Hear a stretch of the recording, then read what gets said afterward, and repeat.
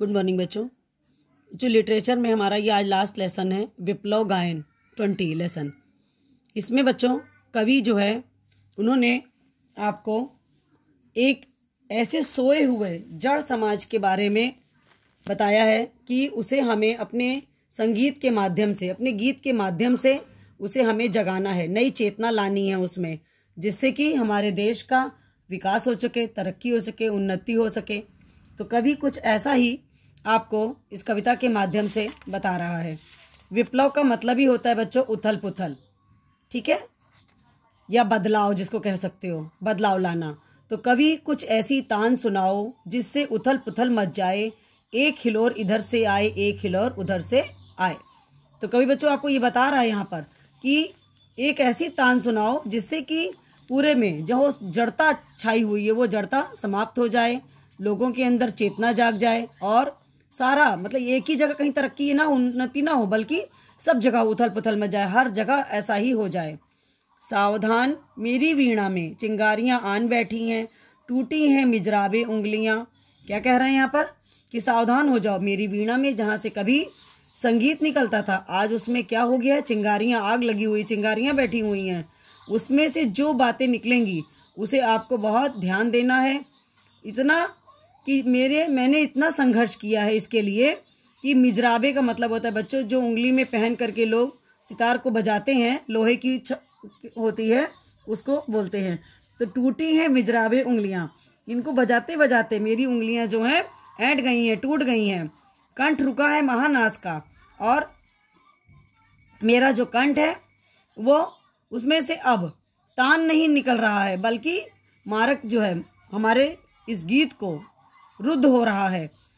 आग लगेगी क्षण में, हतल में हमारे हृदय में आग लगी हुई है और हम संघर्ष करने के लिए तैयार हैं और क्षुब्ध युद्ध होता है। और इस तरह से इस बिल्कुल ऐसा लग रहा है कि बिल्कुल सब कुछ शांत है, लेकिन हमारे हृदय में एक हलचल मची हुई है। उस हलचल के द्वारा ही ऐसा एहसास हो रहा है कि हम संघर्ष के लिए तैयार हैं और हम आगे बढ़ने के लिए तैयार हैं।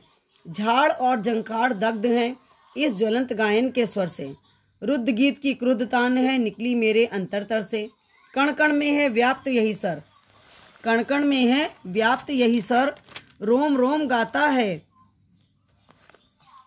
वह ध्वनि, वही तान गाती रहती है कालकूट फण की चिंतामणि। कह रहे हैं बच्चों कि झाड़ और झंखाड़ में क्या हो गया है, आग लगी हुई है, और इस ज्वलंत गायन के स्वर से रुद्ध गीत जो हैं वो क्रुद्ध तान बन गए हैं और मेरे अंतर मन से ये सारी गीत निकल रहे हैं।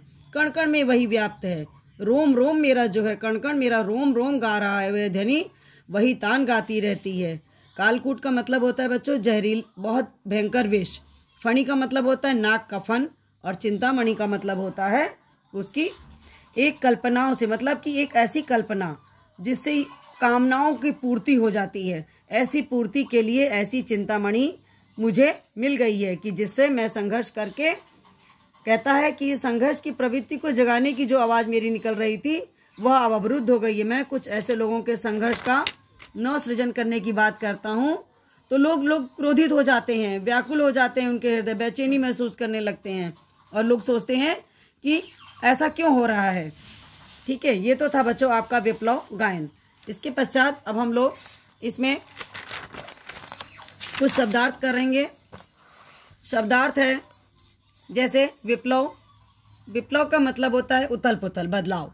तान संगीत में स्वर का विस्तार, हिलोर लहर, मिजराबे मैंने अभी बताया आपको लोहे का छल्ला होता है बच्चों जिससे सितार बजाते समय उंगली में पहना जाता है। ऐंठी है मतलब मुड़ गई हैं, मारक मैंने मारने वाला, क्षण में मैंने पल में, हृतल मैंने हृदय, क्षुब्ध मैंने होता है बच्चों परेशान, विकल्प। झाड़ झंकार छोटी छोटी जो कटीली झाड़ियां होती हैं उनके लिए बात है। दग्ध मैंने जली हुई, ज्वलंत मैंने चमकता और जलता हुआ, अंतरतर हृदय की गहराइयों से। कालकूट एक भयंकर विष होता है बच्चों। फणी मैंने सांप का फन, चिंतामणि मैंने कामनाओं को पूर्ण करने वाला एक रत्न, पोषक मैंने पोषण करने वाला, सूत्र मतलब नियम, परख मैंने गुण दोष को निश्चय करने के लिए वस्तु की परीक्षा लेते हैं, जांचते हैं जिससे हम। ये तो था बच्चे आपके शब्दार्थ। एक क्वेश्चन है बच्चों कविता के मूल भाव को ध्यान में रखते हुए बताइए कि इसका शीर्षक विप्लव गायन क्यों रखा गया होगा। इसका आंसर हम आपको बता रहे हैं। इस कविता का शीर्षक विप्लव गायन इसलिए रखा गया होगा क्योंकि विप्लव अर्थात क्रांति लाने वाला बात, और गीतों के माध्यम से ऐसी तान छोड़ने का आह्वान किया बच्चों जिससे विप्लव आ जाए। बच्चों धन्यवाद।